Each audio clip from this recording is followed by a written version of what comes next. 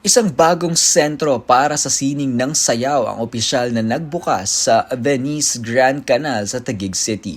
Ang 100 square meter na dance hall ay nag-aalok ng iba't ibang klase ng sayaw at mga programa para sa lahat ng antas. Pinamumunuan ng studio ni Milay Imperial, ang batikang mananayaw na dati ring miyembro ng UP Filipiniana at Douglas Nieras Power Dance bago mag-intern sa Hong Kong Disneyland.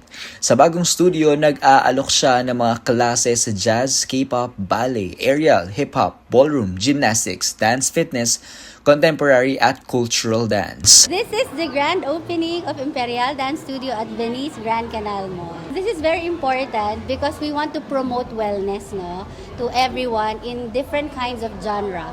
For example, if they want K-pop cover, they can learn K-pop cover, they can dance and move through that genre, or jazz, or gymnastics, hip-hop, we have ballet, aerial, kung gusto nila aerial, so name it, kung ano yung gusto nila, we have it here.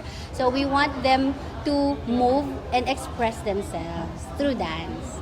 Kasama ni Imperial ang kanyang paglalakbay sa sining ang kanyang asawa na si Franz Gerald Imperial, isang aktor at teatro at international performer. Magulang sila ng 2 anak.